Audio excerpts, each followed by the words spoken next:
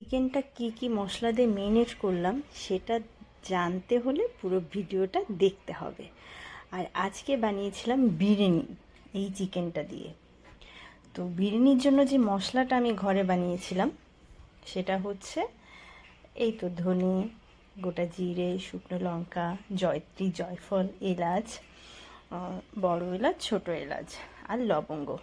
তো এটাকে একটু টেলে নিতে হবে শুকনো খোলায়, খুব বেশি না, যেন এর যে ময়শ্চারাইজারটা থাকে সেটা যেন একটু টেনে যায়। তারপরে এভাবে মিক্সিতে গুঁড়ো করে নিতে হবে। গুঁড়ো করে এটা একটা কোটোতে, একটা বয়েমে রেখে দিতে হবে। আর তারপরে চলে যাব বেরেস্তা করতে, পেঁয়াজের বেরেস্তা। আমি এখানে তেলটা একটু বেশি লাগে এবং এই বেরেস্তার তেলেই কিন্তু সব রান্না হবে। এই অবস্থায় যখন আসবে তখন কিন্তু তুলে নিতে হবে, এর বেশি দেরি হলে কিন্তু বেরেস্তা কালো হয়ে যাবে। ঠিক এই রকম কালার আসার একটু আগে তুলে নিতে হবে। আর এখানে আমি চিকেনটা ম্যারিনেট করে নিচ্ছি। চিকেন দিয়েছি, আদা রসুনের পেস্ট দিয়েছি 3 চামচ, ধনের গুঁড়ো 2 চামচ, হলুদ 1 চামচ, লবণ 1 চামচ আর লঙ্কার গুঁড়ো দিয়েছি 1/2 চামচ। আমার কাছে কাশ্মীরি লঙ্কার গুঁড়ো ছিল না, তাই আমি দিইনি।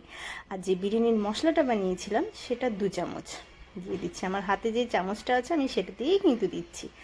আর পেঁয়াজ বেরেস্তা দেব। মেন কাজ কিন্তু এর, এই পেঁয়াজ বেরেস্তার যে মানে টেস্ট, এই কিন্তু সব কাজ করবে। তো তারপরে এখানে আমি কিন্তু টক দই দিইনি, একটু বাদাম বাটা দিয়েছিলাম। আমার ঘরে টক দই ছিল না, আমার ঘরে যা ছিল আমি সেটা দিয়েই বানাচ্ছি। শুধু চিকেনটা আমাকে কিনতে হয়েছে, আর এক্সট্রা কোনো কিছু কিনতে হয়নি, সব আমার ঘরে ছিল। তো এখানে ভালো করে মাখিয়ে নিতে হবে মশলাটা, আর মাংসটাকে ভালো করে মাখাতে হবে যেন মশলার যে একটা সুন্দর গন্ধ সেটা মাংসের ভেতর ঢুকে যায়। এবং এটা কিন্তু মাখিয়ে আমি 30 মিনিটের জন্য রেখে দেব সুন্দর করে। এভাবে 30 মিনিটের জন্য রেখে দেব। কেউ চাইলে 1 ঘন্টা রাখতে পারে, সেটা আরও ভালো হয়। আর এই পেঁয়াজ বেরেস্তার তেলে আমি আলুটা ভেজে নিয়েছিলাম, সেটা দেখানো হয়নি। আর তারপরে ওই গরম তেলের মধ্যেই আমি মাংসটাকে দিয়ে দিলাম।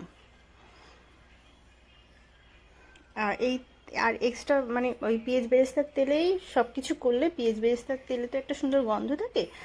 আর এখানে হচ্ছে গরম জল নিয়েছি, আর এর মধ্যে গুঁড়ো দুধ গুলে নেব। আমার কাছে নর্মাল দুধ ছিল না ঘরে, গুঁড়ো দুধটা ছিল, তাই আমি এটাই দেব। তো এটাকে গুলে নেব। আর এর মধ্যে দেব 2 চামচ গোলাপ জল আর 2 চামচ কেওড়া জল দিয়ে, এই দুধটা কিন্তু দিতে হবে বিরিয়ানিতে, এটাই কিন্তু মানে দিলে স্বাদ হবে। আর হচ্ছে দিয়ে দেব এটাকে কি বলে, ফুড কালার, যেটা, এই ফুড কালারটা অল্প করে একটু দিয়ে দেব যেন অল্প একটু রং আসে, দেখতে ভালো লাগে সাদার উপরে দিলে। তো অল্প করে একটু দিয়ে দেব। আর তারপরে দিয়ে দেব একটু মিষ্টি আতর, খুব অল্প, খুব অল্প, কারণ খুব বেশি দিলে না একটা অন্যরকম গন্ধ হয়, ভালো লাগে না। তো খুব অল্প আমি দিয়েছি। এরকম দুধের সাথে এগুলো কমপ্লিট করে রাখতে হবে কিন্তু। আর এদিকে আমার চিকেন মানে হয়ে গেছে, মানে কি বলবো, 80% যখন চিকেন হয়ে যাবে। আর আমি কিন্তু চিকেনে কোনো জল দিইনি, চিকেনের যে ন্যাচারাল একটা জল আছে সেটা বেরিয়েছিল, সেই জলেই আমি চিকেনটা কষা করেছি, আমি এক্সট্রা কোনো জল দিইনি। আর তারপরে ভেজে রাখা আলুটা আমি এর ভেতরে দিয়ে দেবো, দিয়ে আর 10 মিনিট এটাকে নাড়াচাড়া করব। 10 মিনিট নাড়াচাড়া করলে কিন্তু হয়ে যাবে আলুটা। আর এখানে আমি ওই ভাতের চাল জলটা রেডি করে নিলাম। আর একটু পেঁয়াজ বেরেস্তা দিয়ে দেবো, মানে এটা আমার কমপ্লিট চিকেন। তো লাস্টে একটু পেঁয়াজ বেরেস্তা দিয়ে আর একটু নাড়াচাড়া করব, আর একটু নাড়াচাড়া করে এটা আমি বন্ধ করে দেব। আর একদম কমপ্লিট। এখন আমি আরও একটু পেঁয়াজ বেরেস্তা দিয়ে দিচ্ছি, কারণ এখন আমি ভাতের লেয়ার করব।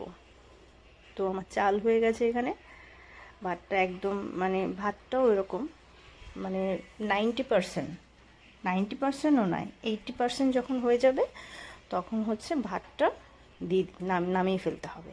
এবার লেয়ারটা এইভাবে করবেন, সব কিছু মাংসটা নিচে থাকবে আর চালগুলো উপরে থাকবে। তো এভাবে আমি দিয়ে তার উপরে দিয়ে দেব পেঁয়াজ বেরেস্তা আর হচ্ছে যে বিরিয়ানির মশলাটা আমি করেছিলাম, সেই বিরিয়ানির মশলাটা কিন্তু এর উপর দিয়ে দিতে হবে। আমি কিন্তু ডিটেলসে দেখানোর চেষ্টা করছি যেন আপনারা করতে পারেন, কারণ অনেকে আমার কাছের মানুষরা আছে যারা বলে যে ডিটেলসে কেন দেখাও না। আর এর ভিতর আমি ঘি দিয়েছিলাম, সেটা দেখানো হয়নি, ওই দুধের মিশ্রণের সাথে ঘিটা দিয়েছি, দিয়ে জাস্ট এই 3টা জিনিস দিয়ে লেয়ার করেছি। তারপরে আবার বাকি যে চালটা ছিল সেটাকে আমি দিয়ে দেবো, সেটাকে দিয়ে এবার এটাই ফাইনাল।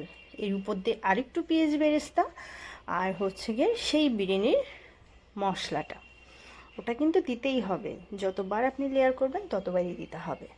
আর তারপরে দিয়ে দেব ওই যে যে দুধের মিশ্রণ, ঘি, মানে সব কিছু দিয়ে যেটা রেডি করেছিলাম সেটা দিয়ে এটা কিন্তু আমি সিল করব। আর আমি এটা ফয়েল দিয়ে সিল করব, ফয়েল দিয়ে সিল করলে ভাবটা ভালো হয়। আর আর হচ্ছে এটা 30 মিনিটের জন্য আমি বসিয়ে দেব, 10 মিনিট হাই হিটে আর 20 মিনিট নর্মাল, আর 10 মিনিট পরে আমি এটা খুলব।